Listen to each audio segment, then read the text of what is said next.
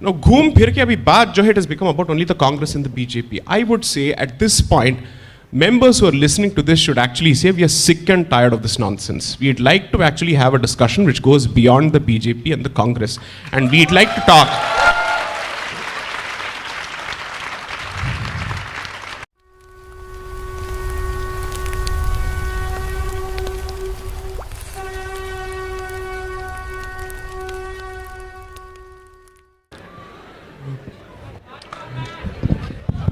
This is the Sriram College, right? Yeah.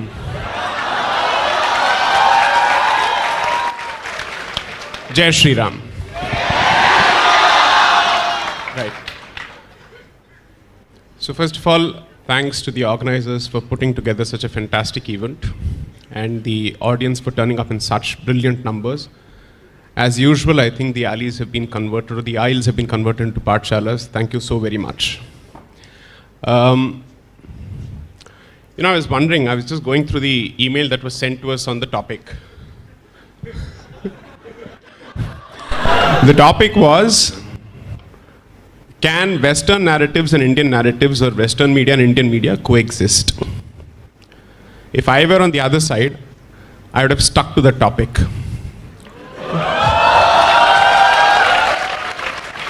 This is a textbook instance of Aa Bail Mujhe Maar.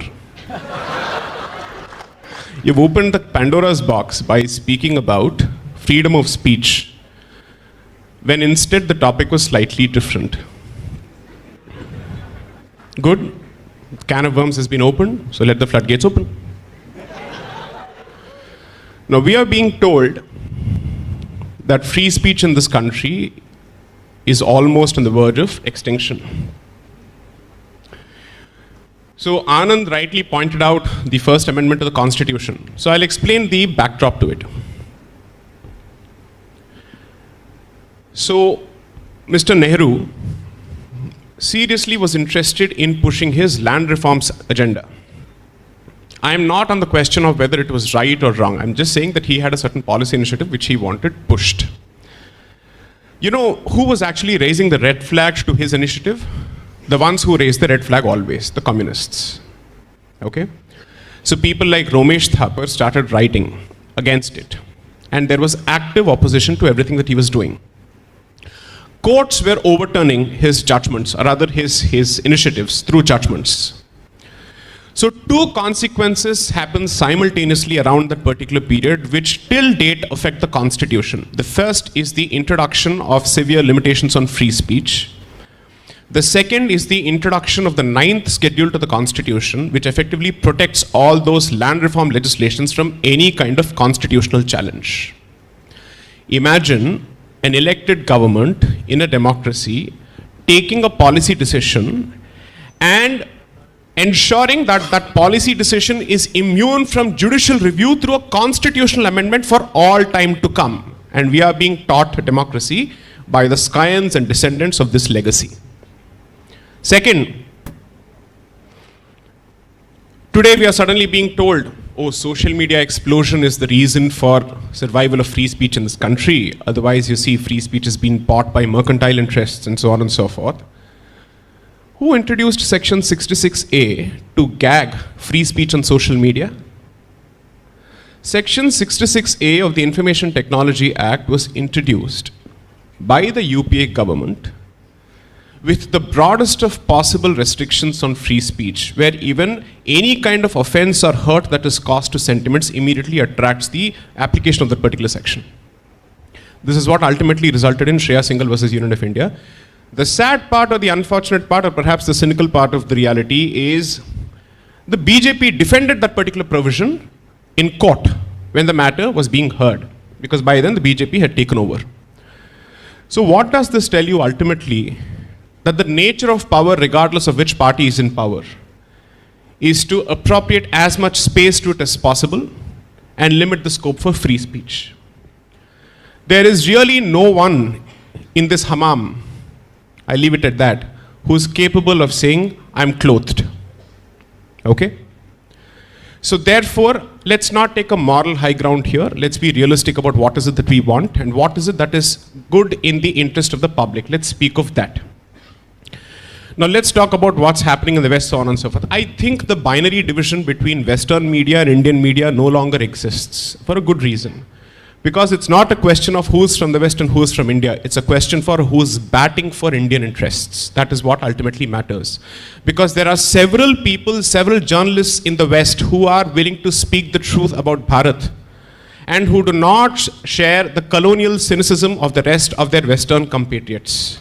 Similarly, there are several people from Bharat who are more than happy to be lackeys of anti-Indian mouthpieces from the West. That's a fact. So therefore, I'm not interested in this binary argument anymore.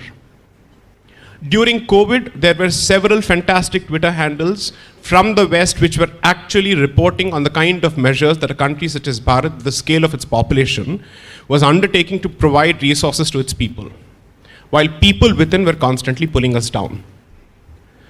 Now here is the interesting part. Mr. Kulkarni rightly points out, and I would say significantly that holds good, that Western media, including Hollywood so to speak, has managed to push the Western agenda as much as possible. It's unfortunate that we are aping everything wrong from the West aspect, but we are not doing it as far as this issue is concerned. And then when we say that there are certain portions of the media, there are certain segments of the media who seem to be comfortable constantly pulling India down, we are then accused of being anti-free speech, okay? So we are being told that free speech is effectively under challenge because mercantile interests are holding them to ransom. Why don't we speak of political parties owning channels?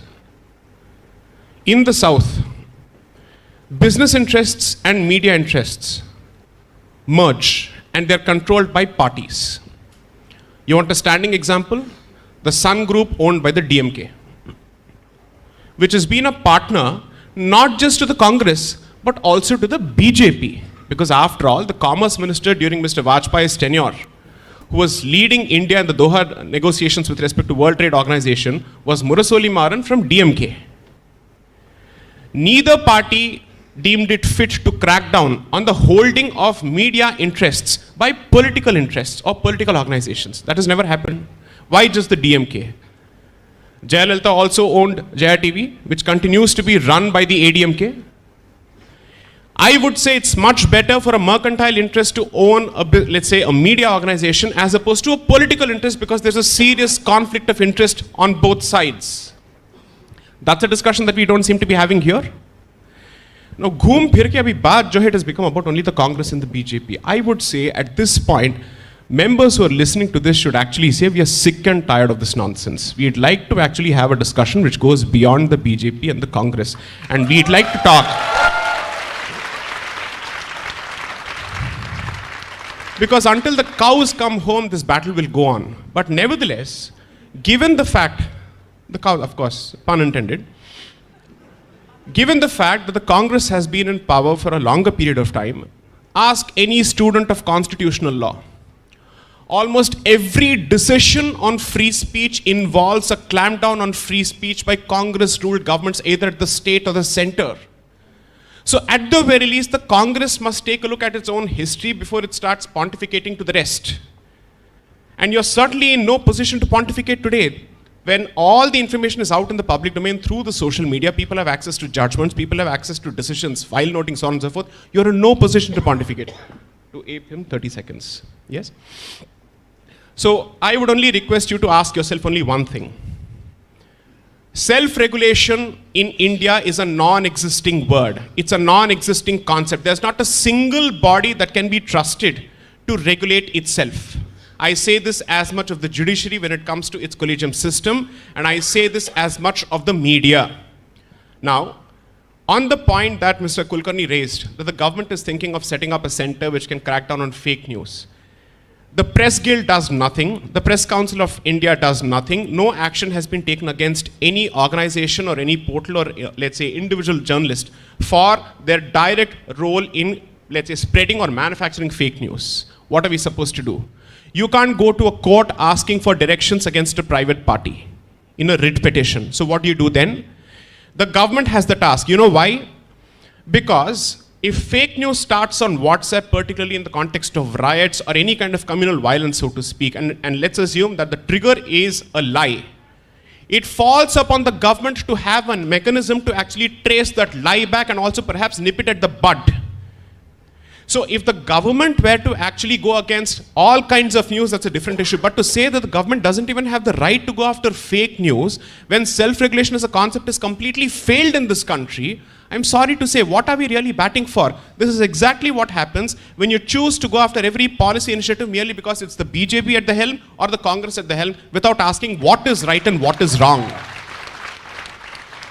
I can pander to the gallery here by reducing this to a television debate, but this is SRCC. I think you're better, right? And therefore, I would urge you to put pressure on debaters and panelists to stick to the issue, at least in their own interest. Thank you, panelists. I'm sorry, I've been told there's a shortage of time, so I'm just going to leave you with one idea, which is that we've spoken about the two parties, the governments, the historical perspectives, present day, all of that. We're looking at times of artificial intelligence, right? Where technology can make news gathering more efficient, but it can also allow fake news to get more creative. I would have liked people to respond to that, but unfortunately we're out of time, so we'll have to wrap it up here, and thank you for being a great audience. Why did we run out of time? Because there was no equity in the use of time. Thank you. We started late. If you want a victim card, I have one victim card.